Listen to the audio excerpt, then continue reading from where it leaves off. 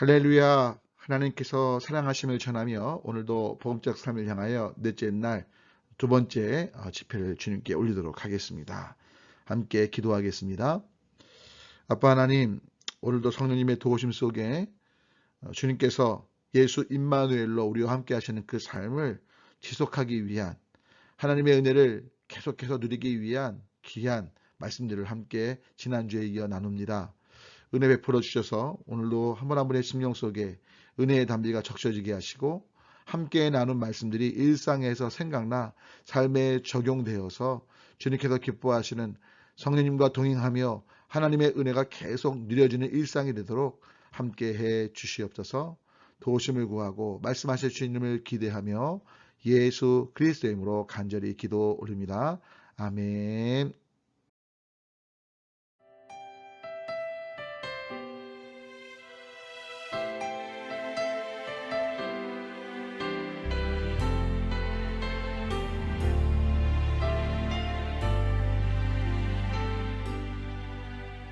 고단한 인생길 힘겨운 오늘도 예수 내 마음 아시네. 지나간 아픔도 마주할 세상도 예수 내 마음 아시네. 고단한 인생길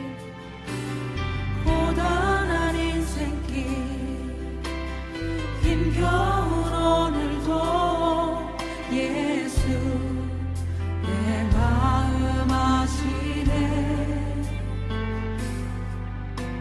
지나간 아픔도 마주할 세상도 예수 내 마음 아시네. 믿음의 눈 들어 주를 보리. 이 또한 지나가리라.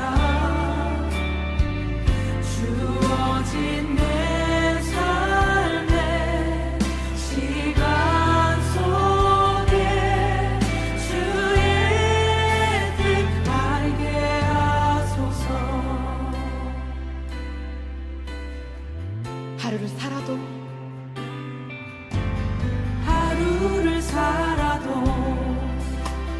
기쁨으로 가리. 예수 늘 함께 하시네. 후회도 염려도 온전히 맡기리. 예수 늘 함께 하시네. 믿음의 눈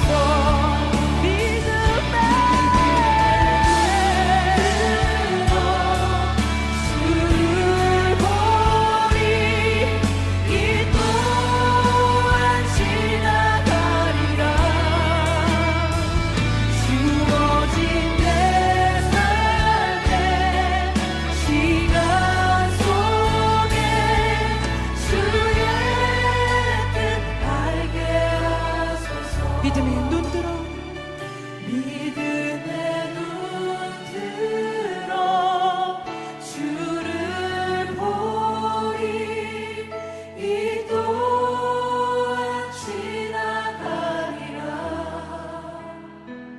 주어진 내 삶의 시간 속에 주의 뜻 알게 하소서 주의 뜻 알게 하소서 주의 뜻 알게 하소서 주의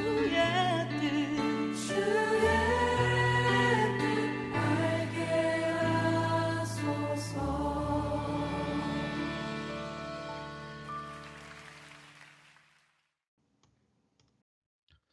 지난 시간 우리 성령님을 힘입어 예수 임마누엘을 계속 경험하는 삶을 살기 위해서 두 가지를 말씀 올렸는데요.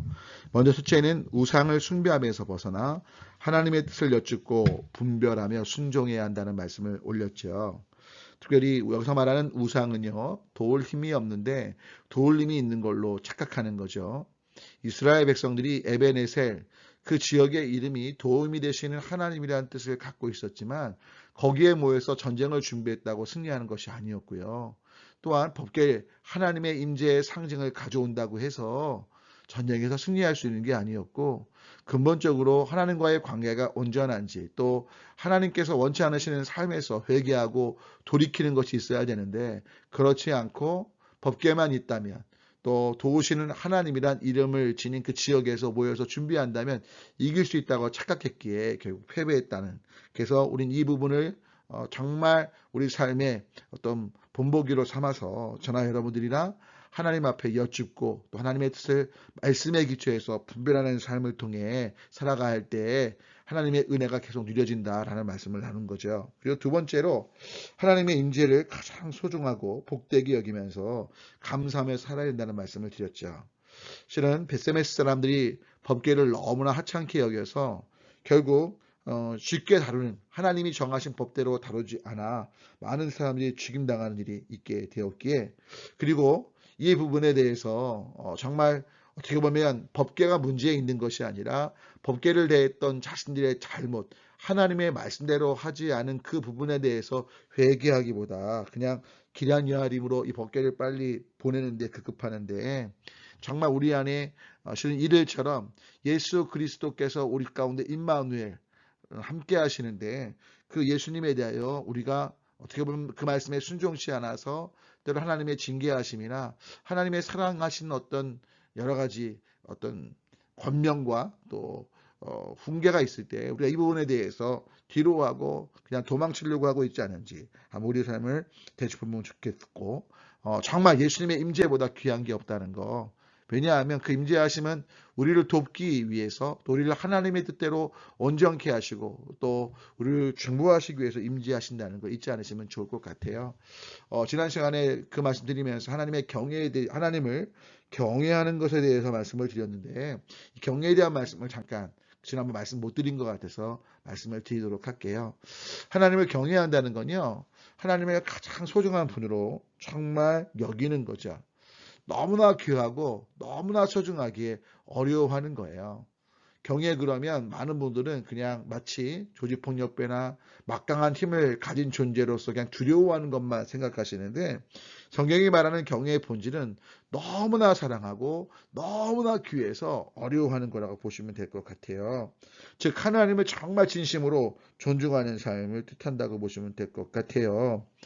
이런 거예요. 여러분, 우리가 아이들, 갓난 아이들 이렇게 안을 때요, 어떻죠? 정말 굉장히 조심스럽게 안습니다. 왜? 너무 귀하니까요. 혹시나 내가 이 아이를 잘못 안아서 아이가 다칠 수 있다고 생각하기 때문에 이 아이를 안을 때 정말 어려워하면서 안잖아요. 또 더 쉬운 예를 드리자면, 혹시 여러분 누군가 전화 주셨을 때, 친구나 아랫사람이 전화 줬을 때는 이렇게 누워서 전화 받다가도 내가 정말 존경하거나 내가 사랑하는 사람이 다 전화 주면 어떡하죠?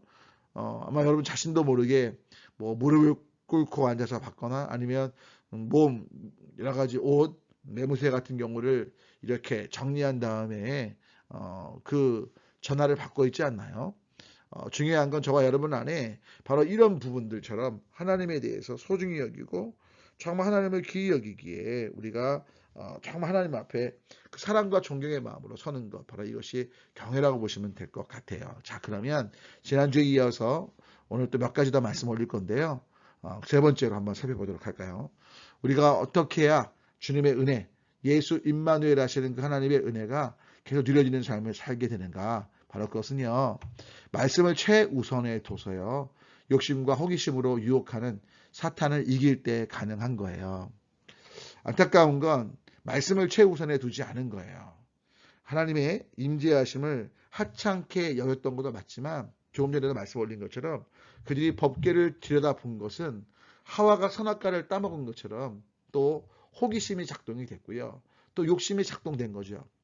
왜 특정 사람만 이걸 보는 거지? 블레셋 사람들도 봤을 텐데 왜 문제가 안 생긴 거지? 그럼 우리도 봐도 되는 거 아니야? 궁금하네. 그리고 하나님의 말씀에 법칙이 있지만 그 법칙을 따르지 않고요. 그냥 내가 지금 보고 듣고 느끼는 상황에 자신들의 감정, 판단, 그냥 느낌을 따랐던 거죠. 결국 이로 인해 70명이 죽는 안타까운 일들이 벌어진 것이고 하나님의 임재의 상징인 그 법궤를 다른 곳으로 옮겨서 하나님의 임재하심이 기쁨이 아니라 그들의 삶의 고통처럼 보여지는 착각 속에 있게 되었던 거죠. 여러분 때문에 중요한 건 하나님의 말씀을 인생의 최우선에 두고요. 삶을 내어드리면서 영적인 전쟁에서 승리해야 돼요. 사탄은 늘 우리에게 지금도 공격하는데 하나님의 말씀이 최우선이 아니고요. 보고 듣고 느끼는 것, 그리고 우리가 볼 때 먹음직 부함직 탐스러움을 따르게 하고 정말 그럴까 의심 속에서 호기심 속에서 한번 하나님의 말씀이 아니라 우리가 정말 생각하고 판단한 대로 느끼는 대로 반응하도록 부추기고 있다는 걸 잊지 마셔야 돼요. 바로 이럴 때 우리가 때문에 명심하셔야 될 건 우리의 삶을 하나님께 드리면서 하나님의 말씀을 최우선에 두면서 영적 전쟁에서 원수 사탄의 계략을 간파하고 그 사탄의 계략에 말려들지 않고 오히려 그 계략을 뒤집는 반대 정신의 삶을 살아야 된다는 거예요. 이 부분을 잠깐 말씀 올리면 이런 거예요. 사탄은요, 우리가 태어난 이후부터 지금까지 쭉 살아오는 그 모든 과정을 봐왔습니다. 여러분 때문에 무당이라든지 무속인들 만나시면 우리의 과거를 정말 잘 알아맞혀요. 근데 안타까운 건 많은 분들이 과거를 잘 알아맞히니까 미래도 알아맞히겠지. 아니요. 모든 미래는 주님 손에 있습니다. 여러분 그래서 종종 보면 유명한 무속인이 대통령 얘기하고 몇 년 동안 정치를 잘할 거다. 여러분 보시면 맞은 적이 없어요. 또 우연히 맞은 것 같고 이제 막 얘기하기도 하죠. 여러분 전혀 믿을 게 못 돼요. 과거를 맞췄다고 미래를 맞출 수 없습니다. 미래는 하나님의 손에 있고요. 그런데 중요한 건 이 어둠의 영들이 이 사탄이 우리의 과거를 너무나 잘 알기 때문에 우리의 반응 방식을 잘 알아요. 여러분 실은 제가 이제 저희 두 딸들에 대해서 어느 정도 알고 특별히 저희 아내 같은 경우는 정말 엄마로 저희 딸들의 속성들을 잘 알거든요. 그래서 보면 저는 어떻게 보면 그냥 거의 직선적으로 아니면 그냥 남자기 때문인지 몰라도 그냥 느끼는 대로 이렇게 얘기해요. 생각나는 대로. 근데 저희 아내 같은 경우는 저희 두 딸들에게 있어서 애들의 특징을 잘 아니까 애들이 그 특징에 맞게 엄마가 권면하고 있는 것들을 봐요. 얘가 이렇게 행동하면 오른쪽으로 갈 것 같아. 그러니까 그 오른쪽으로 가는 게 목적이라면 얘 습성을 이용을 해서 그의 특성에 맞게 적당한 얘기를 해주는 거죠. 여러분 사탄은요 우리를 알아요. 그래서 얘가 이럴 때 화낼 거야. 얘가 이렇게 행동하면 분명 하나님은 원망할 거야. 얘가 이렇게 말하면 무언가 낭망할 거야. 이걸 알거든요. 그래서 우리로 그 낭만 가운데 있도록 계속 공격하는 거죠. 예를 들어 돈 문제를 어렵게 하면 얘는 신앙생활 흔들릴 거야. 얘는 자녀가 너무나 소중하니까 자녀 문제를 내가 휘저으면 분명 얘는 하나님께 원망할지 몰라 라는 마음을 갖는 거죠. 자, 그런데 바로 그때 뭐예요? 우리가 반대 정신을 갖고 사탄이 우리의 속성을 알고 우리를 넘어뜨리려고 전략적으로 다가오게 우리도 그 전략에 반대되게 행동하는 거죠. 평상시에 내가 돈 때문에 너무 힘들어했지만 돈 문제가 정말 어려워졌을 때 오히려 하나님 제가 이제 이 돈 문제에 마음 뺏기지 않고 더욱더 하나님을 의지하겠습니다. 이렇게 말하는 거죠. 선포하는 거죠. 자녀 문제가 더 나를 힘들게 하더라도 거기 휘둘리지 않겠습니다. 선포하는 거죠. 그리고 나 더욱더 주님을 의지하겠습니다. 그럴 때 사탄의 공격이 무력화되는 거예요. 제가 언젠가 설교 시간에 그런 말씀 올렸는데 제가 아주 장난이 심하진 않았지만 제 평생에 한 번인가 두 번 자매들이 이렇게 고무줄 놀이할 때 고무줄을 끄는 적이 있던 것 같아요. 저도 왜 그랬는지 모르겠지만 아마 저도 호기심 때문에 한번 해봤던 것 같아요. 근데 여러분 재밌는 게요. 남자애들이 고무줄 놀이하는 여자애들 고무줄 끊을 때요. 그 여자애들이 그 고무줄 끄는 것 때문에 막 화내고 막 반응하면요. 그게 재밌어서 하는 건데 아무리 고무줄을 끊어도요. 여자애들이 별 반응 없잖아요. 그러면 고무줄 안 끊거든요. 왜요? 그 여자애들이 과민 반응하는 것들을 보고 싶어서 여러분 그냥 철없을 때 얘기니까 이해해 주십시오. 여러분 사실 근데 사탄이 바로 그러한 거죠. 제가 이제 대학교 그때 3학년인가로 기억이 되는데 여하튼 그 모 수련회에 이제 참석하고 너무나 큰 은혜를 받고 이제 집으로 돌아오던 길이었어요. 이제 불광동 시외버스 터미널에서 이제 그 당시 30분마다 버스가 한 대씩 있었는데 이제 제가 지하철을 타고 와서 집에 가려고 딱 그 버스 정류장에 왔더니 바로 막 이제 버스가 출발하려고 하는 거죠. 그래서 여러분 제가 지금은 좀 몸이 둔하지 모르지만 옛날엔 참 빨랐거든요. 그래서 전속력으로 그 버스를 향해 달려갔죠. 그런데 버스 뒷칸에 있던 분이 아마 가래가 있었나 봐요. 그래서 사람 없는 걸 보고 이제 가래를 딱 뱉은 거예요. 근데 제가 얼마나 빨리 달려갔는지 그분은 사람 없는 걸 보고 가래를 뱉었는데 제가 너무 빨리 달려가서 그만 그분이 뱉은 가래가 제 얼굴에 그것도 오른쪽에 이마 쪽에 딱 떨어진 거예요. 그때요 제가요 이야 막 화를 내고 싶은 충동이 왜 없었겠어요. 근데 딱 그 순간 어떤 마음 들었냐. 아 이거 영적 전쟁이다. 내가 만약에 여기서 화를 내면 기도원에서 받았던 그 놀라운 은혜가 다 쏟아질지 모른다. 그래서요 화내지 않고요 그분도 미안해 하는데 괜찮아요 하고 그냥 그 차를 보내고 저는 화장실 가서 이제 얼굴을 닦았죠. 여러분 실은요 사탄은 제 본래 성격을 알아서 제가 화낼 거라 생각했을 거예요. 근데 제가 그때 저도 모르게 이건 영적 전쟁 같은데 라는 마음이 든 거예요. 여러분 사탄이요 저와 여러분들을 공격할 때 여러분 그 부분에 있어서 평상시 나의 감정이나 생각이나 행동대로 하지 마시고 중요한 건 하나님의 뜻을 여쭙고 하나님의 선하신 방법대로 반응하면 그 영적인 상황들이 역전케 될 줄 믿습니다.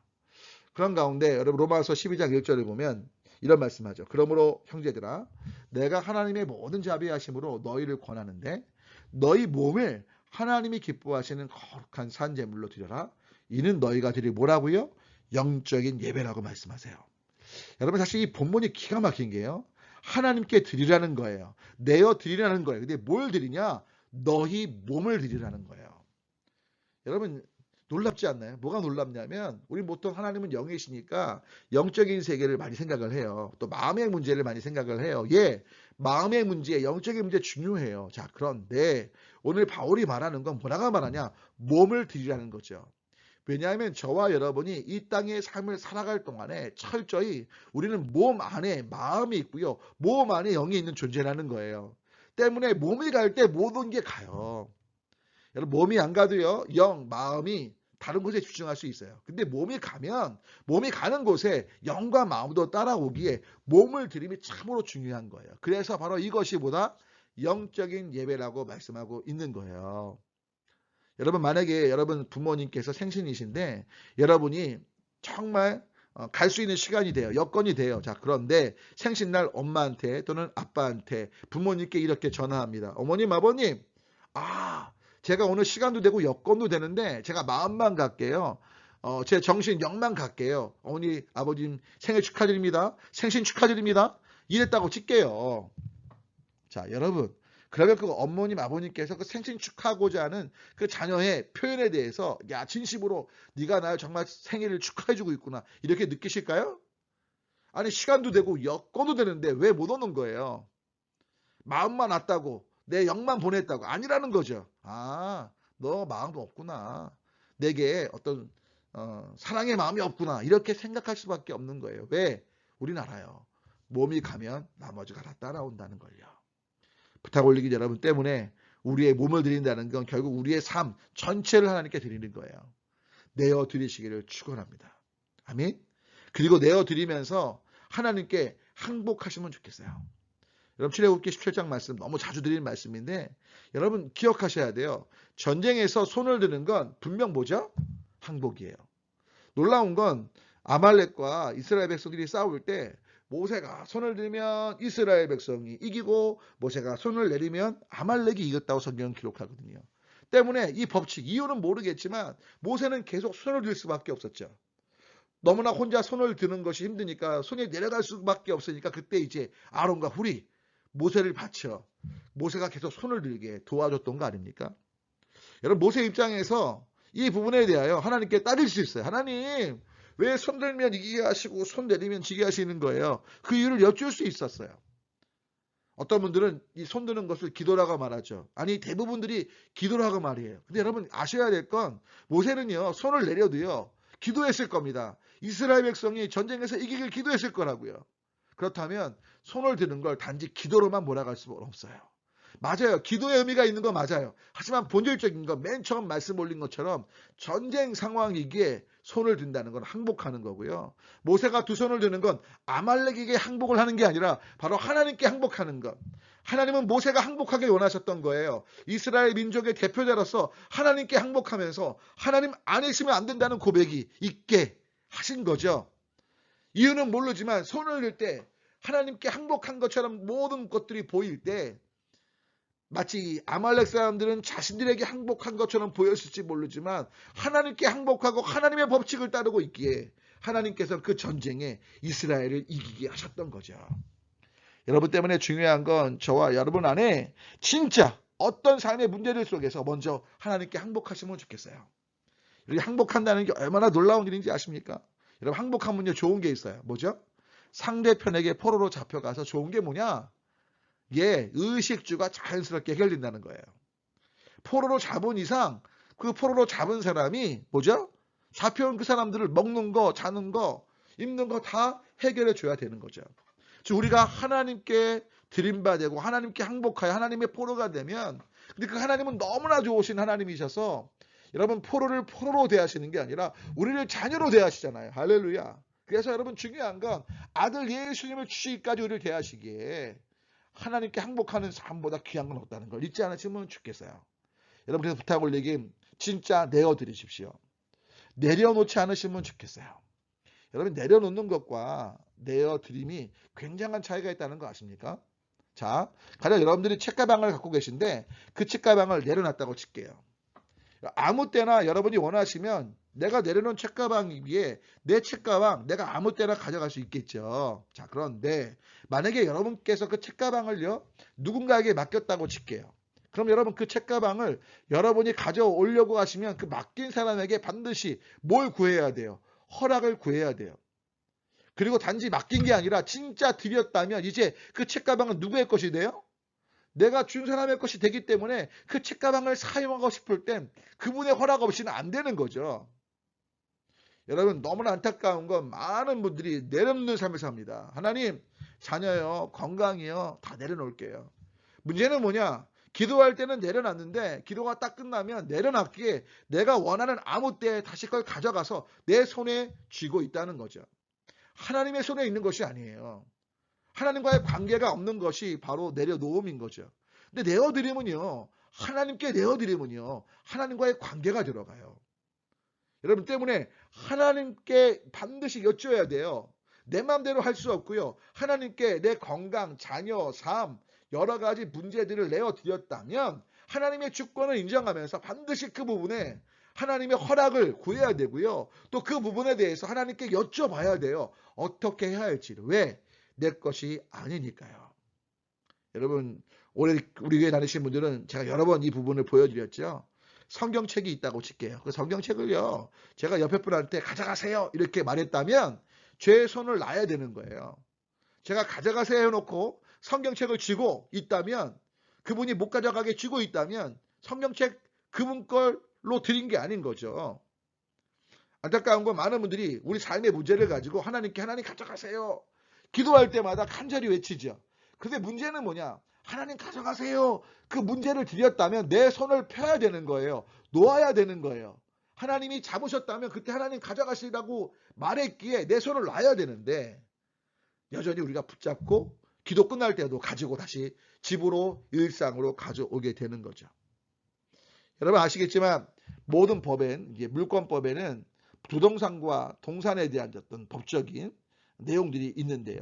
아시는 것처럼 동산, 돈이나 뭐 가방, 책, 뭐 움직일 수 있는 모든 물건들은요, 갖고 있는 사람이 임자입니다. 반대로 부동산, 움직이지 않는 것들, 땅, 건물 같은 경우엔 뭐 등기라든지 주인을 밝히는 서류가 있죠.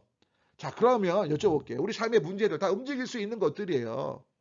그렇죠? 우리가 하나님께 내어드릴 수 있는 부분이라고요. 근데 그 모든 부분들을 하나님께 내어드리면 그때부터 그 부분은 누구의 문제가 되죠? 갖고 계신 분이 임자가 되니까 우리의 삶, 우리 모든 상황들 고착되고 어떤 굳어진 한 곳에 있는 게 아니잖아요. 늘 변화무쌍하잖아요. 움직이는 것들이잖아요. 주님께 맡기면 그때부터 그 삶의 모든 것들은 누구의 문제가 돼요? 하나님의 문제가 되는 거예요. 때문에 여러분 내어드렸다면 이제 반드시 하나님께 여쭈면서 그 부분에 있어서 왜 내 것이 아니라 이제 하나님의 것이 되었기에 건강이든 자녀 문제든 직장의 문제든 재정의 문제든 그 부분에 주인은 더 이상 내가 아니고 하나님께 내어드렸기에 하나님이시기에 내 맘대로가 아니라 그 부분에 대하여 하나님의 뜻대로 그리고 더 소중히 여기는 삶을 살아야 돼요. 이게 무슨 뜻이냐고요? 여러분 내 걸 내어드렸으면 내 게 아니라 남의 것이 됐잖아요. 특별히 더욱이 하나님의 것이 되었잖아요. 하나님의 것이 되었다면 귀해 안 귀해요? 더 귀하게 해야 되는 거 잊지 않으시면 좋겠어요. 여러분 제가 이제 우리 교회에서 담임 목사가 타도록 제 차가 아니라 교회 차를 사주셨잖아요. 여러분 실은 제가 이제 옛날에 그 카니발 처음 샀을 때 벌써 한 5년 넘었네요. 한 6년 된 것 같아요 벌써. 7년 됐나? 여하튼 연수는 중요치 않고요. 지금 이제 20만 킬로 정도 탔는데 20만 킬로가 아니라 몇 킬로 안 탔을 때 몇백 킬로 안 탔을 때 이야기예요. 저희 딸하고요. 저희 아내가 뭐 일부러 그런 건 아닌데 이제 주차를 어느 곳에 했는데 벽이 있었는데요. 문을 그냥 확 연 거예요. 그 벽에 차문이 딱 닫잖아요. 기스가 나잖아요. 제가 막 놀랬어요. 와 이랬어요. 그랬더니 저희 아내와 저희 딸들이 저한테 그렇게 말하죠. 여보, 아빠 차가 귀해요. 우리가 귀해요. 제가 뭐라고 할게요? 그냥 주저없이 말했어요. 차가 귀해. 아마 상처받았을지 몰라요. 근데 제가 그 다음 설명을 했어요. 이 차가 내 차면 물론 당신하고 당연히 우리 자녀가 귀하지. 근데 이 차는 내 차가 아니라 교회의 차잖아. 그러니까 이 차가 귀할 수밖에 없어. 조심해야 돼. 왜요? 여러분 제 차면 그냥 기스 나도 제 차니까 문제가 안 되죠. 하지만 교회 차니까 더 소중히 다뤄야 하니까요. 무슨 말씀인지 아시겠습니까?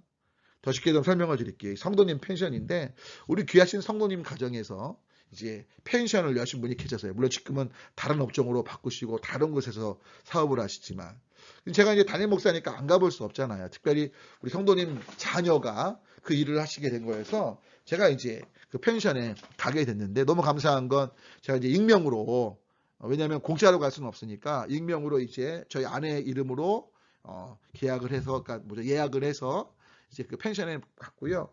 그러니까 저희 아내 이름으로 했지만 이제 제 얼굴을 아니까 제가 딱 가니까 목사인 걸 아니까 목사님이셨냐고 그러면서 이제 업그레이드를 해줬어요. 더 비싼 걸로. 그러니까 제일 좋은 펜션에서 이제 머물게 됐죠. 자 그런데 하여튼 잘 쉬었어요. 아주 공기 좋은 곳에 물 맑은 곳에 잘 쉬었어요. 근데 그 다음 날 이제 집으로 돌아오는데 실은 제가 그곳에 왜 갔냐면 전도하러 간 거거든요.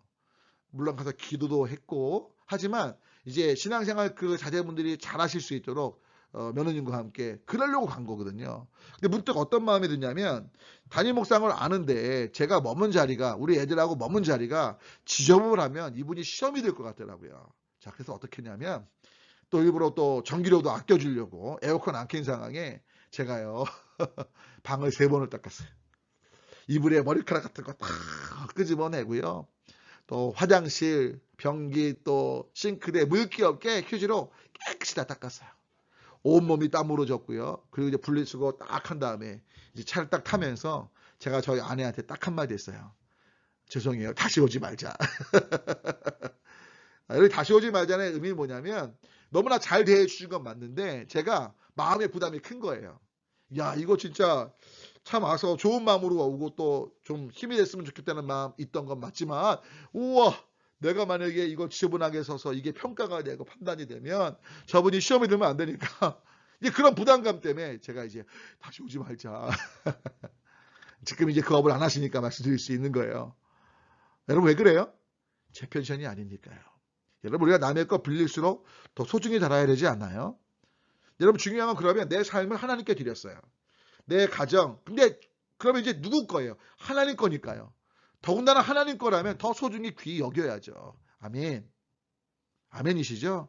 그런 제가 되고 여러분이 되었으면 합니다. 그래서 예를 들어 남편을 하나님께 맡겼다. 아내를 하나님께 맡겼다. 자녀를 하나님께 맡겼다 칠게요. 그러면 맡긴 이상 남편에 대하여, 아내에 대하여, 자녀에 대하여 이제 내 생각과 내 방법으로 판단으로 대하면 안 된다는 거죠. 하나님께 반드시 여쭤야 돼요. 하나님, 우리 남편이 또는 우리 아내가 또 우리 자녀가 이렇게 말하고 행동하는데 제가 어떻게 반응해야 될까요? 하나님께 드려진 남편, 아내, 자녀잖아요. 그리고 하나님께서 분별케 하시면 하나님의 말씀에 기초해서 그 뜻대로 반응하는 삶이 우리의 삶이 되어야 한다는 거죠. 자, 여러분 이렇게 살면 어떤 놀라운 일이 벌어지는 줄 아세요? 바로 엘리사처럼 하나님 앞에 강력하게 무언가 아뢰일 수 있는 그런 상황이 되는 거예요. 왜요? 완전히 내어드렸으니까요. 이게 무슨 뜻이냐고요? 엘리사는요, 적어도 엘리야를 만난 이후에 하나님의 사람 엘리야의 수족이 돼서 모든 걸 하나님께 맡기고 또 엘리야를 따랐던 사람이죠. 그런데 엘리야가요, 승천하기 전에 그에게 안수해주며 야, 내가 너에게 하나님의 권능을 더해주겠다. 이렇게 또 기도하면서 기름 부었다면 뭔가 문제가 달랐을 텐데 그냥 아무 말 하지 않고요. 아무 행동하지 않고요. 야, 너 그냥 내가 구름 타고 올라가는 거 보면 돼. 뭐 이렇게 이런 식으로. 내가 승천하는 거 그냥 보면 돼. 이런 식으로만 얘기를 해요. 어떤 기름 부은 기도 행위 같은 거 안 하고. 그러니까 엘리사가 얼마나 화가 나요. 결국 엘리야가 공중으로 불말과 불미역을 타고 이제 올라가는 걸 딱 보고요. 너무 속상하니까 강가에 떨어진 엘리야의 옷을 주워 잡고 엘리야 하나님은 어디 계시나 하면서 강물을 치죠. 여러분 이때 이 엘리사의 행동 속에 배워진 그 표현을 보면 문맥상 다른 거 아니에요. 진짜 화가 났어요. 분노하는 거예요. 아니 어떻게 내가 평생 엘리야 만난 이후에 모든 헌신을 다해서 모든 걸 하나님께 맡기고 살아왔는데 어떻게 권능은 주지 않고 그냥 쭉 불말과 불병거 타고 엘리야 가는 겁니까? 하나님 도대체 어디 있는 거예요? 라는 어떻게 보면 분노가 담긴 모습처럼 보여져요. 불경건해 보이고 경외스럽지 불경한 행동이죠. 그런데요. 하나님이 엘리사를 징계하시는 게 아니고 그 옷으로 강물을 칠 때 강물이 갈라졌다니까요. 즉 뭐죠? 하나님께서 그에게 권능을 주셨음을 보이신 거예요. 왜요? 엘리사가 전적으로 하나님께 모든 걸 맡겼고 하나님의 사람 엘리야를 섬길 것 하나님 아셨거든요. 모든 걸 다해 하나님께 나아갔기에 하나님께서 그 엘리사의 삶에 복을 베푸셨던 거죠. 아멘. 때문에 부탁 올리긴 여러분 진짜 말씀을 최우선에 두면서 욕심과 호기심으로 유혹하는 사탄을 이기는 방법 결국 내어드리십시오. 하나님께 전적으로 내어드리십시오. 내어드리셨기에 뭐예요? 이제 여쭙고 그 부분에 하나님께로 반응하는 모두가 되었으면 합니다. 그런 후에 네 번째 볼까요? 성령님을 힘입어서 변화된 삶과 그리고 사랑하는 삶을 통해 복음을 전하는 우리가 돼야 합니다. 안타까운 건 많은 분들이 자신의 죄를 깨닫고요. 연약함을 깨닫고 어떤 하나님 앞에서 변화되어야 된다는 건 알아요. 그런데 안타깝게도 변화되지 않습니다. 늘 그냥 회개하면서 그 회개의 자리에 머무는 거죠. 방향만 바꾸고 그 자리에 머무는 거예요. 여러분 중요한 사실은요. 방향만 바꾸는 게 아니고 늘 말씀 올리지만 진짜 하나님을 향해 나아감이 있어야 되는 거예요. 아멘이십니까? 성경은 뭐라고 말합니까? 다른 거 아니잖아요. 정말 하나님 앞에서 합당한 삶, 회개와 회개에 합당한 열매를 맺을 거 말씀하잖아요. 그 삶이 지속되지 않으면 성령님께서는 계속해서 변화된 삶, 다른 새로운 말씀을, 새로운 은혜를 부어주시기보단 그 잘못된 부분을 변화를 위해 계속 말씀하실 수밖에 없는 거죠. 그리고 중요한 건 우리가 서로 사랑할 때 세상 모든 사람이 예수님의 제자인 걸 알게 하신다고 약속하셨기에 결국 사랑의 삶이 바로 성령님을 힘입어서 복음을 전하면서 그 은혜가 계속해서 누려지는 삶의 바탕이라는 걸 잊지 않으시면 좋겠어요. 베세메스 사람들은요 안타깝게도 법계 자체를 어떻게 보면 그 임재의 은혜를 하찮게 하길 뿐만 아니라 그 잘못 따른 자신의 태도에 대해서 변화되려고 하지 않고 이를 그냥 기리한 이하림으로 미룬 거죠. 여러분, 우리는 미루면 우리 안에 복이 누려질 수 없어요. 만약에 베세메스 사람들이 우리가 이 법궤를, 귀한 이 법궤, 하나님의 임재의 상징을 소중히 여기지 않고 하나님의 뜻대로 대하지 못했기에 우리의 죄를 회개합니다, 용서해 주세요, 그리고 다시 하나님의 법대로 이 법궤를 다루겠습니다, 이랬다면 그 하나님의 임재의 상징인 법궤가 머문 그곳에 복이 임하는 그 복이 다른 곳이 아닌 바로 베세메스가 됐을 거라는 거죠. 그리고 중요한 건 바로 이 삶 속에 온유와 겸손의 삶을 통해 그 변화된 삶의 내용, 특별히 하나님께서 주권자가 되셨기에 그 주권자 되신 하나님의 뜻대로 죄 지은 자를 용서하면서 존중하면서 배려하면서 섬기는 삶을 통해 하나님께서 복음이 전해지는 역사로 이어지게 하실 것 저는 분명 믿습니다. 한 세탁소에서 있었던 이야기인데요. 이 세탁소 주인은 교회를 다니는 분이 아니에요. 자, 그런데 재밌는 건 어떤 한 분이 옷을 맡기러 왔다가 저 새로 이사 왔는데 근처에 좀 좋은 교회 있으면 소개 좀 해주세요. 그랬더니 세탁소 주인이 이렇게 말했다는 거예요. 저 교회 안 다니지만 이 주변에 저 교회가 되게 좋은 교회라고. 그러니까 이제 이사 온 사람이 교회도 안 다니면서 저 교회가 좋다고 말하니까 왜 그러냐고 물은 거죠. 그랬더니 이 세탁소 주인이 그 이사 온 사람한테 이렇게 말했다는 거예요. 실은 저 교회에 담임 목사님이 새로 부임했는데 그 목사님 부임하신 다음에 교인들이 바뀐 거 보니까 저 교회 진짜 좋은 교회 같다고 얘기를 한 거죠. 아니 도대체 뭐가 바뀌었는데요? 그랬더니요, 새로 담임 목사님이 부임하시기 전에 교인들은요 자기 집에 외상값만 잔뜩 매겨놓고 외상을 안 갚는 교인들이었대요. 근데 새로 그 담임 목사님 부임하신 다음에 어떤 설교를 하셨는지 모르겠지만 그 설교를 듣고 교인들이 거의 외상을 다 갚았다는 거예요. 그런 걸 보면 저 목사님 말하는 건 진짜 하나님의 말씀인 것 같다고. 자기 교회 안 다니지만. 지금 뭐죠? 변화된 삶이 복음의 증거의 통로가 되고 기독교에 대한 부정적인 시각들을 사라지게 하는 귀한 밑바탕이 된 걸 보여주는 예라고 볼 수 있죠. 여러분, 부탁 올리긴 저와 여러분 안에 변화된 삶이야말로 주변 사람들이 복음을 듣게 하는 계기라는 걸 잊지 않으시면 좋겠어요. 이것도 실화인데요. 어떤 한 남자분이 친구 따라 강남 간다고 친구 따라 교회 갔다가 진짜 예수님을 만난 거예요.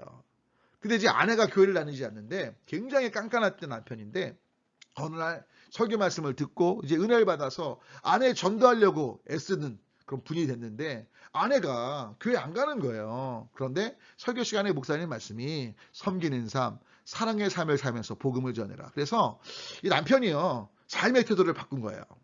이 남편이 굉장히 깐깐한 남편이고 분리한 쓰레기 그거 이렇게 갖다 버려주지 않고 청소도 안 해주는 그런 남편이었는데 목사님 말씀 듣고 예수님 주님 되시니까 분리한 쓰레기 갖다 버리고요, 청소도 하고요, 막 설거지도 하고. 그러니까 아내가 당신 갑자기 왜 그래? 교회 다니더니 왜 이렇게 된 거야? 그랬더니 하나님 살아계신데 내가 그분을 만났다. 근데 그분이 당신을 사랑하셔서 나로 당신을 섬기라고 하신다. 막 이렇게 말하면서 한 번이 아니고 진짜 변화된 삶을 살아가니까 놀라운 건 아내가 여보, 당신 변화된 거 보니까 진짜 하나님 살아계신 것 같다. 나도 그 예수님 믿을래. 할렐루야. 그래서 교회를 가게 됐다니까요. 여러분, 결국 변화된 삶, 그리고 그 변화된 삶이 섬김으로 이어져 감동을 줄 때 그 감동 속에 복음을 듣게 되는 역사가 있게 될 걸 믿습니다. 여러분, 그래서 중요한 건 저나 여러분이나 진짜 하나님 앞에서 정말 내 삶에 죄라고 말씀하시고 또 타인들을 섬기지 않고 나 중심적이었던 삶, 나는 문제 없고도 남들만 문제 있다고 했던 그 잘못된 삶에서 변화될 자가 나고 썩어질 자가 나고 섬길 자가 나라는 인식하에 정말 성령님의 도우심 속에 변화와 온유와 겸손의 섬김을 통해 복음을 전해가는 모두가 되시면 좋겠어요. 사실 여러분, 인생을 살면서 주변에 얼마나 많은 문제들이 보여요. 근데 그 문제들 속에요, 예수님 믿기 전에 판단하고 비난하고 정죄했다면 이제 우린 바뀐 삶을 살아야죠. 어떤 삶이죠? 그 문제들을 이제 내가 썩어지는 미랄로 풀어가기 위해 내가 먼저 희생하고 내가 먼저 섬기는 거죠. 바로 필리핀 신학교기가 그 얘기예요. 어떤 한 부잣집 아들이 필리핀 한 신학교에 입학을 하게 됐어요. 입학을 했는데 신학교가 또 어떻게 보면 이제 여러 가지 낙후된 나라기도 하잖아요. 그러니까 내심 안 내키는 거예요. 냄새나고 더럽고. 특별히 제일 못 견디는 게 화장실이 너무 더러웠다는 거예요. 그래서 이 신학생이요. 부잣집 아들이니 뭐가 어렵겠어요? 그래서 총장님을 찾아갔대요. 총장님, 제가 다른 건 다 참겠는데요. 화장실이 너무 지저분합니다. 좀 사람을 사서 화장실 좀 깨끗이 좀 해달라고. 그랬더니 총장이 알았다고. 학생의 요청이니까 깨끗이 하겠다고 한 거죠. 며칠이 지났습니다. 근데 누군가 화장실을 열심히 청소하는 소리가 이제 들리는 거예요. 야, 이 부잣집 그 아들 신학교에 오는 신학생이 드디어 총장님이 청소 사람 시켜서 하시는구나. 그리고 딱 열어봤대요. 근데 누가 청소하나 봤더니 바로 총장님이 직접 청소를 하시는 거죠. 이 신학생이요. 부잣집 아들이 당황이 되는 거예요. 아니 총장님, 왜 총장님이 직접 청소를 하시냐고. 제가 언제 총장님께 청소하라고 했냐고. 그랬더니요. 총장님이 이렇게 그 부잣집 아들 신학생에게 말씀하셨대요. 자네 그거 아는가? 신학교 그리고 하나님 나라의 법칙은 문제를 발견한 사람이 먼저 그 문제를 해결하는 것일세. 먼저 그 문제를 발견한 사람이 그 문제를 푸는 것일세. 섬기는 것일세. 할렐루야. 여러분 진짜로 우리가 직장에서든 가정에서든 또 교회 안에서든 뭔가 문제가 있고 더럽고 추한 게 있을 때 왜 이렇게 더러워? 문제가 많아? 말할 게 아니라 그 문제를 그러면 내가 어떻게 깨끗게 정결케 섬길 것인가? 바로 이것이 우리의 관심이 되어야 한다는 거죠. 예수님께서 예수님의 제자들 왜 발을 씻기셨을 것 같아요? 그 상황을 보면요. 하루 종일 외부에 있다가 이제 다락방에서 쉴 때 발냄새가 누군가에게 났겠죠. 서로 누구 발냄새야 막 이럴 때 아무도 씻겨주지 않을 때 예수님께서 친히 발냄새 난다고 손가락질하는 게 비판하는 게 중요한 게 아니라 그 발냄새 나는 것을 없애기 위해 너희가 섬기는 것이 중요하다. 내가 주와 선생으로 너에게 본을 보인다. 여러분 가정에서든 직장에서든 어떤 이웃과의 관계나 교회에서든 이 사회에서 외치는 비판의 소리가 아니라 그 문제 속으로 뛰어들어서 나부터 썩어지는 하늘의 미랄이 되는 우리가 되기를 주님이 원하시고 바로 그 사랑의 삶, 섬김의 삶이 복음 증거의 바탕이라는 걸 잊지 마시길 바랍니다. 그래서 마태복음 5장 16절 말하죠. 이같이 너희 빛이 사람 앞에 비치게 하여 그들로 너희 착한 행실을 보고 하늘에 계신 너희 아버지께 영광을 돌리게 하라. 할렐루야.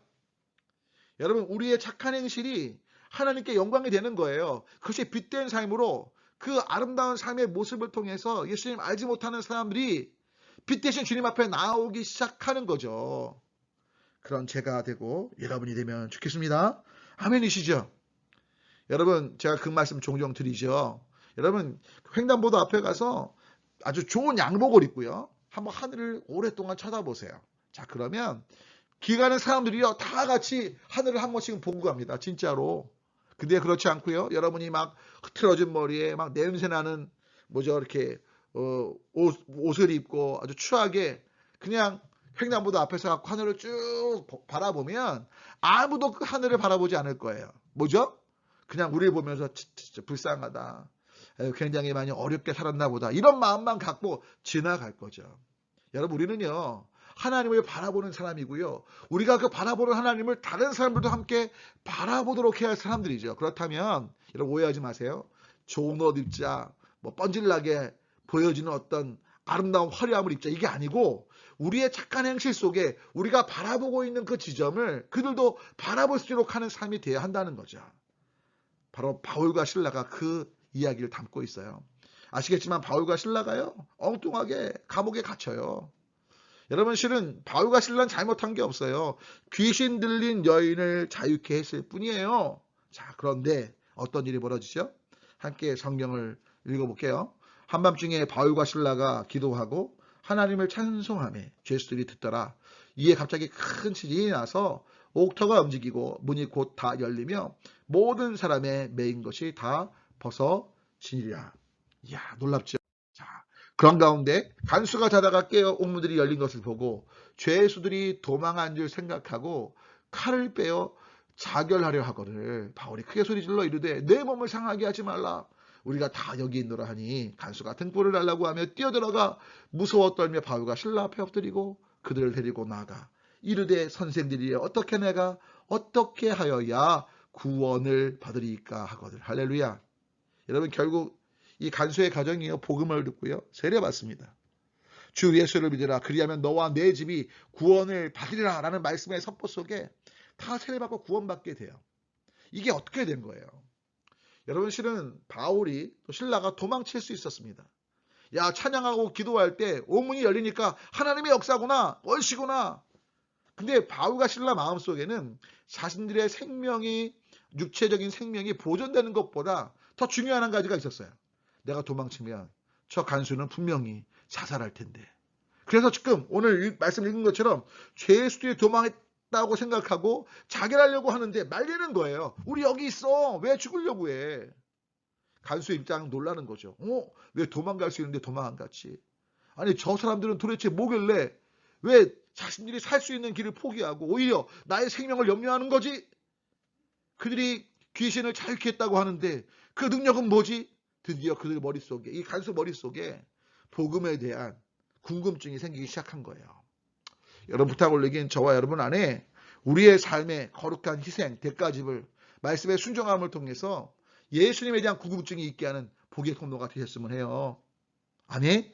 즉 바울과 신라는 찬양하며 옥문이 열린 상황에 온 땅이 진동하고 도망칠 수 있는 자신들을 위한 절호의 기회를 오히려 정말 간수를 배려하고 그가 생명이 해쳐질까 봐 염려하면서 진심으로 사랑으로 그를 대함 속에 무엇이죠? 결국 복음 증거의 기회가 됐다는 걸 잊지 마시자는 거죠.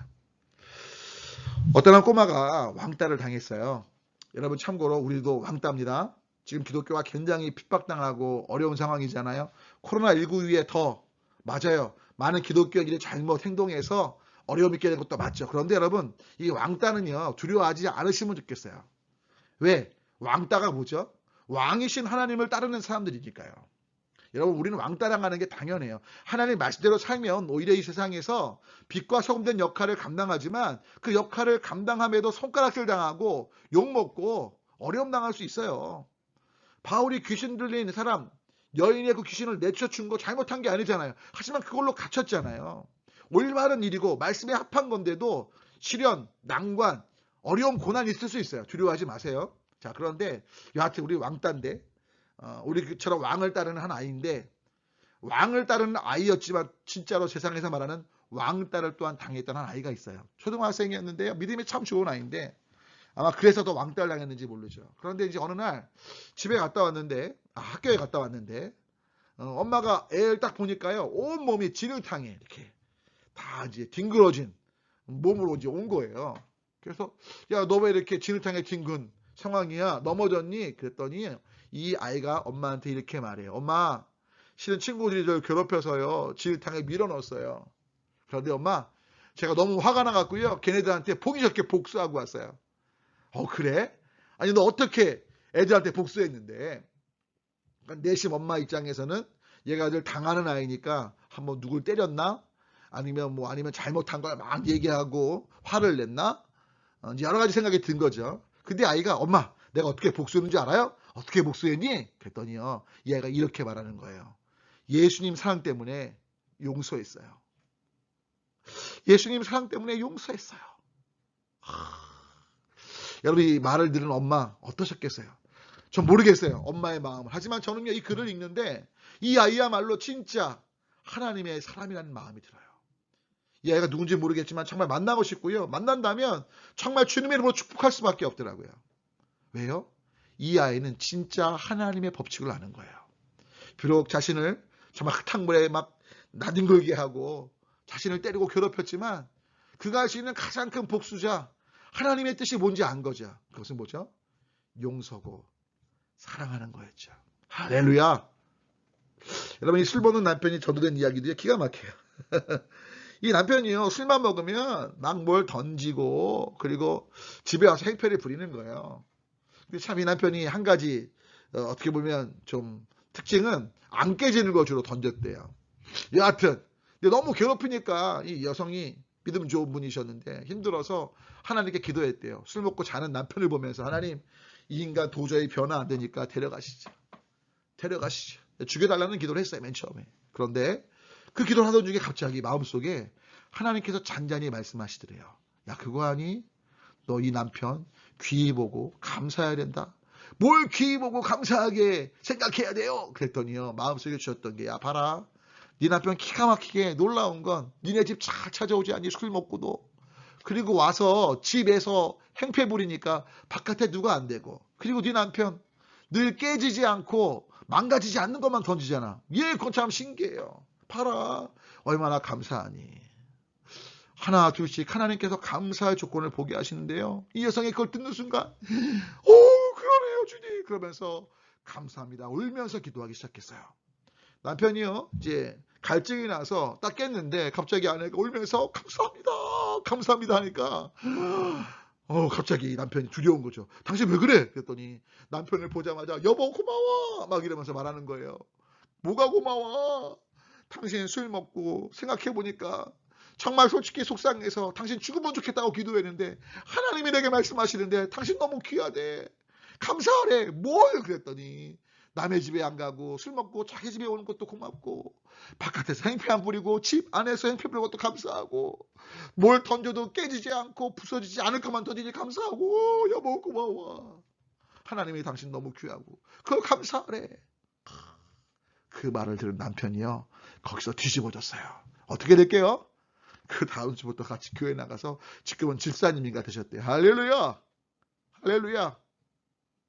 여러분 우리는 변화된 삶 속에 감동을 주고 사랑의 실천 속에 바로 복음을 듣게 하는 통로로 설 때 여러분 놀라운 건 이 삶을 살고 누군가 변화되고 또 누군가 복음을 알잖아요.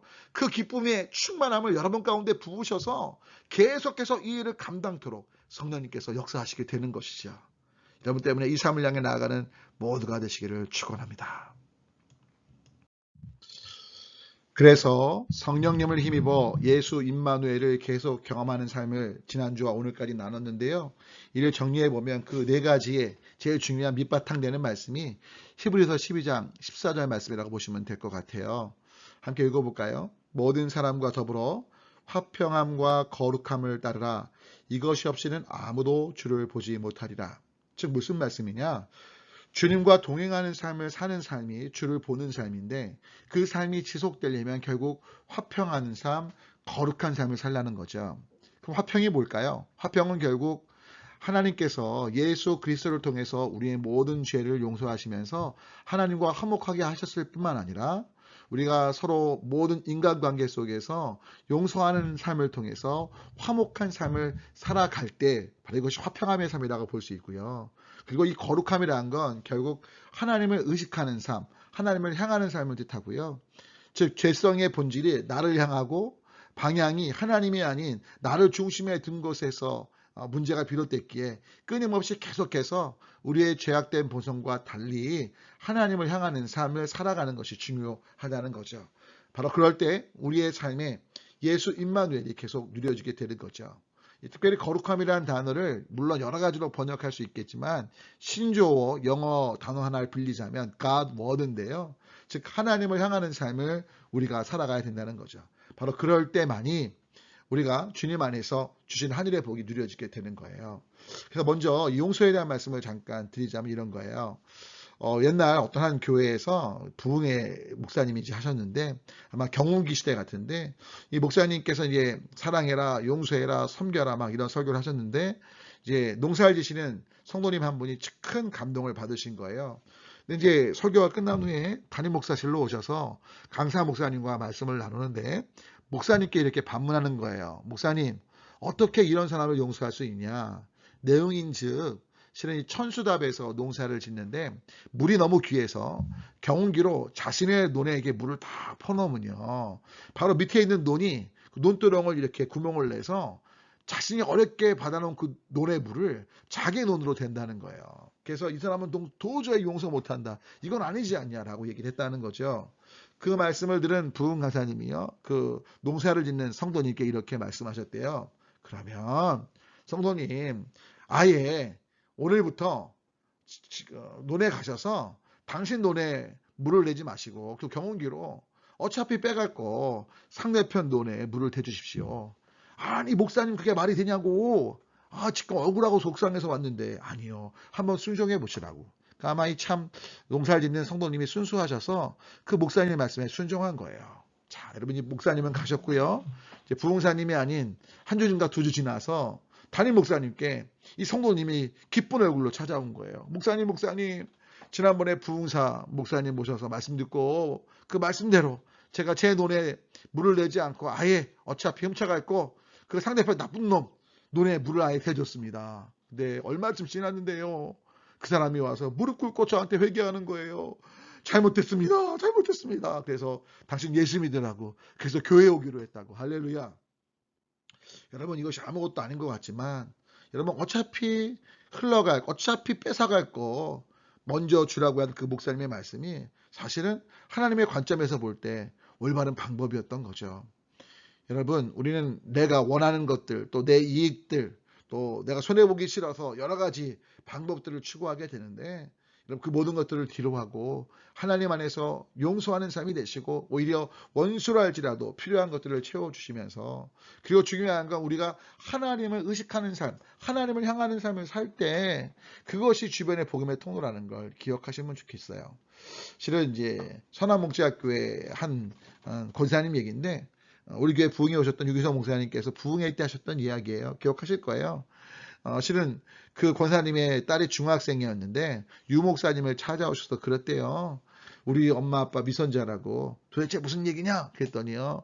아마 부부싸움을 심하게 했는데 아빠는 집사님이신데 두 부부가 이제 막 18 강아지 얘기하면서 막 싸운 거예요. 근데 이제 유기성 목사님이 때마침 전화를 하셨는데 그 전화를 받을 때 이 엄마의 목소리가 완전히 바뀐 거죠.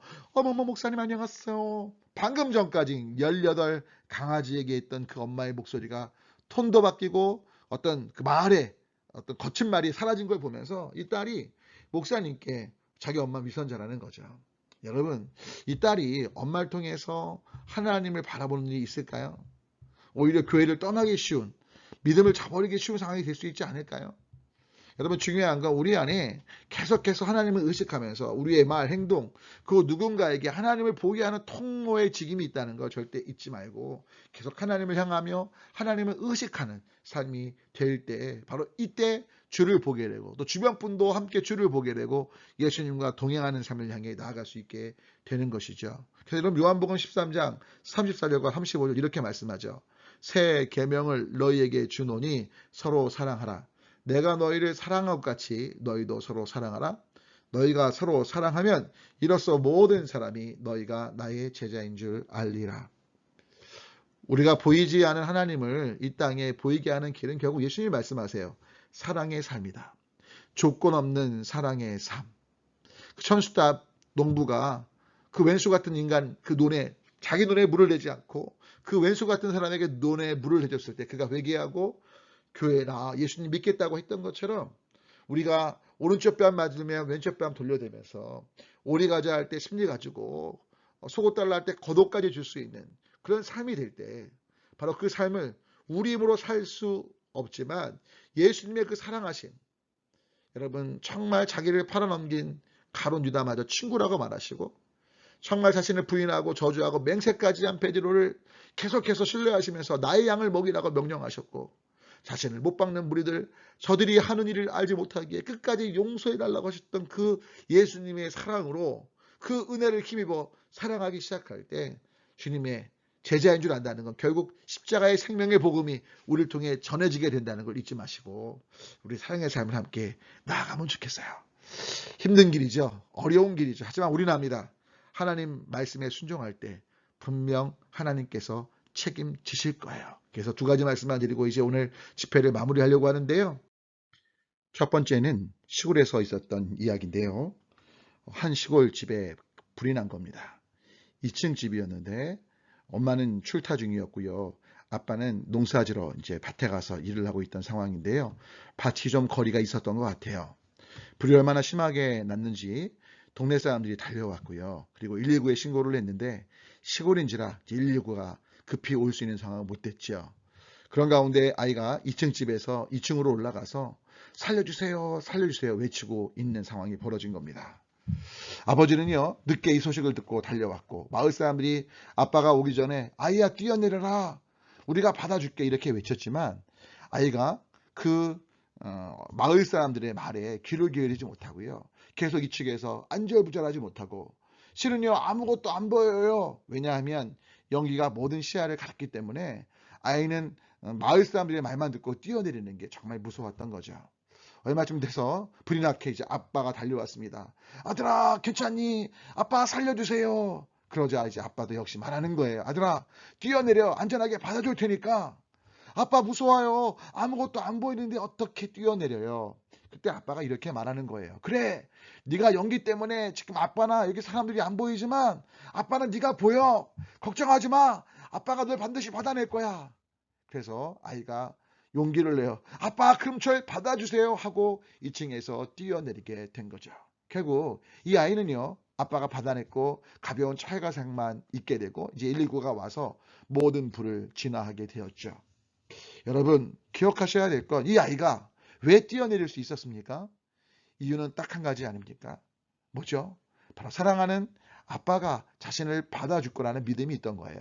물론 마을 사람들도 받아주겠다는 어떤 마음은 있었을지 몰라도 실은 아빠는 생명을 걸고 자기를 받아줄 뿐이지만 마을 사람들은 물론 필사로 노력할지 몰라도 어떻게 보면 어린 나이에 신뢰를 잘 할 수 없었던 것이 사실인 거예요.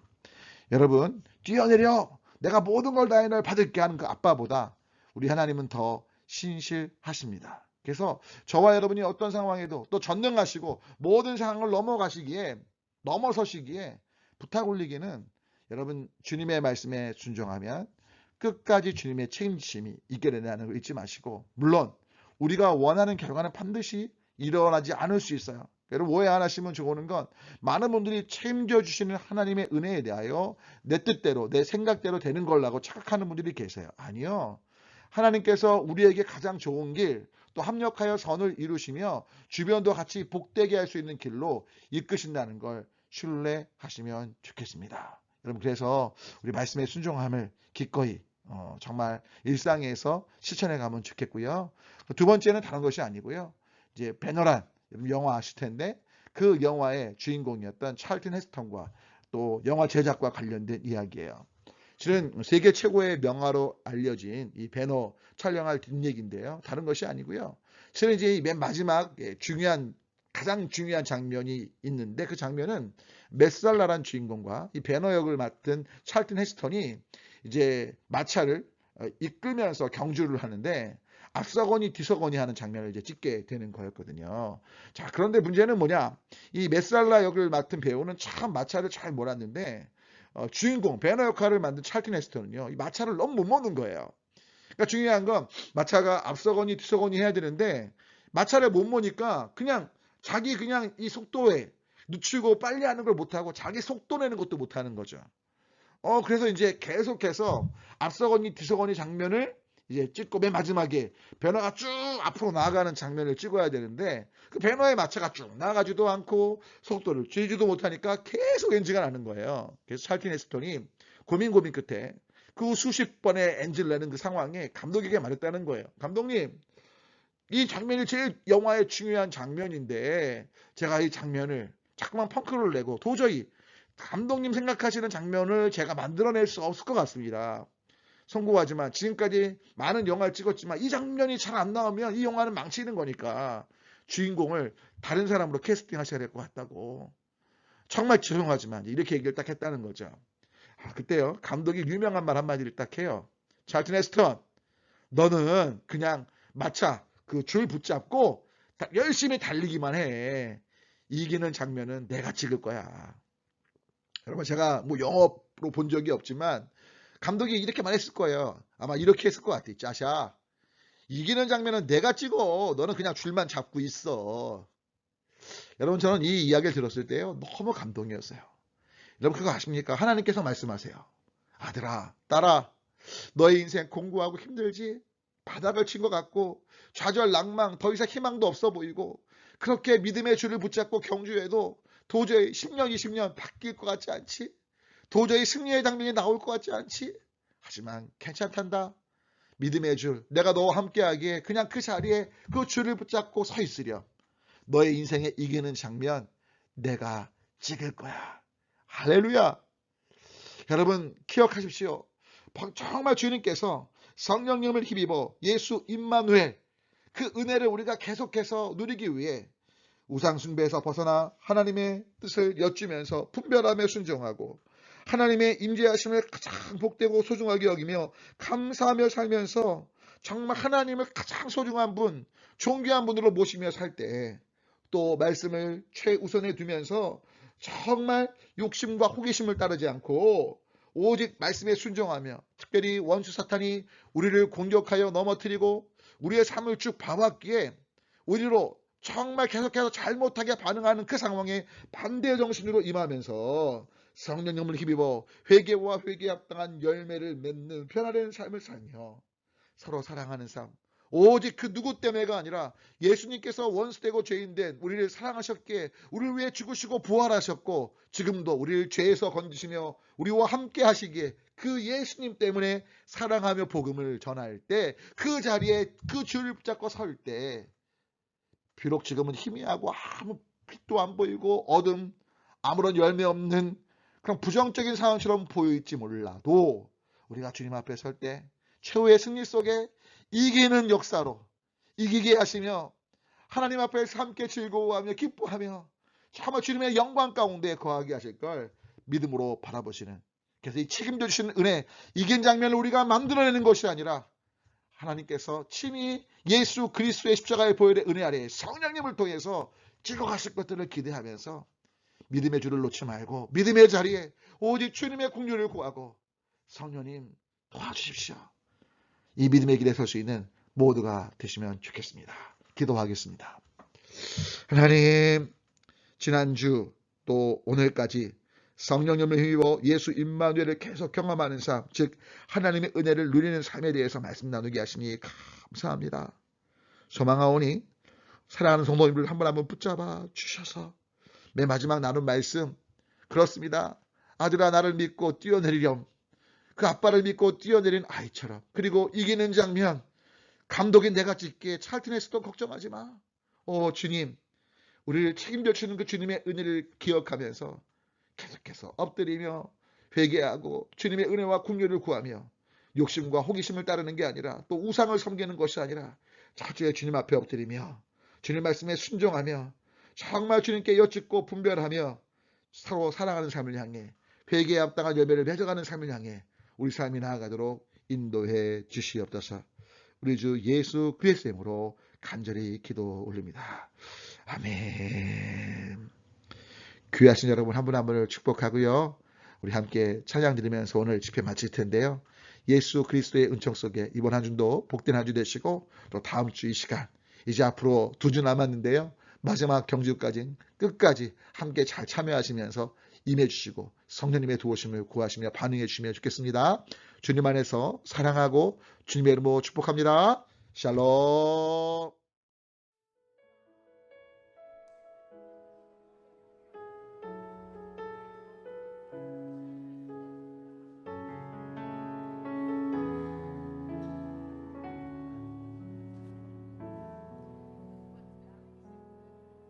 날이 저물어 갈 때 빈들에서 걸을 때 그때가 하나님의 때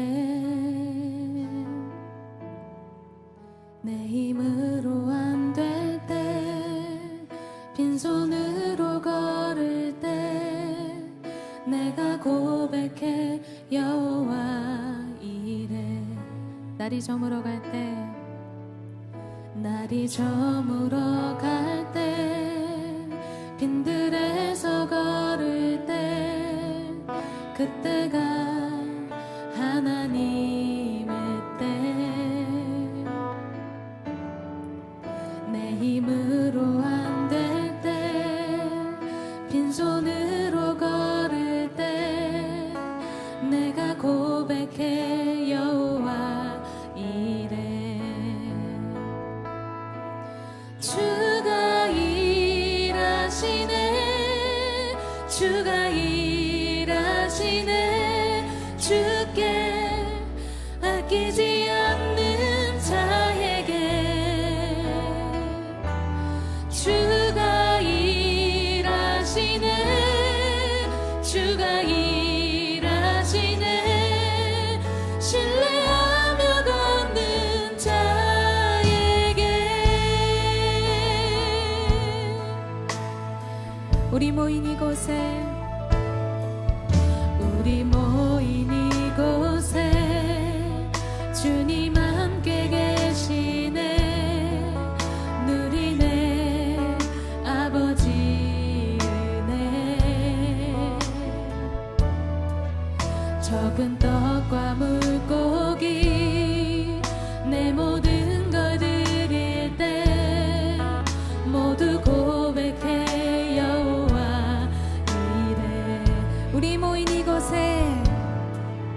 우리 모인 이곳에 주님 함께 계시네. 누리네 아버지 은혜. 적은 떡과 물고기 내 모든 걸 드릴 때 모두 고백해 여호와 이래. 주가 일하시네. 주가 일하시네. 주께 아끼지 않는 자에게 주가 일하시네. 주가 일하시네. 신뢰하며 걷는 자에게 주가 일하시네. 주가 일하시네. 주께 아끼지 않는 자에게 주가 일하시네. 주가 일하시네. 신뢰하며 걷는 자에게. 우리 모인 이곳에 우리 모인 이곳에 주님 함께 계시네. 누리네 아버지 은혜. 적은 떡과 물고기 내 모든 걸 드릴 때 모두 고백해 여호와 이래. 주가 일하시네. 주가 일하시네. 주가 일하시네. 주께 아끼지 않는 자에게 주가 일하시네. 주가 일하시네. 신뢰하며 걷는 자에게 주가 일하시네. 주가 일하시네. 주께 아끼지 않는 자에게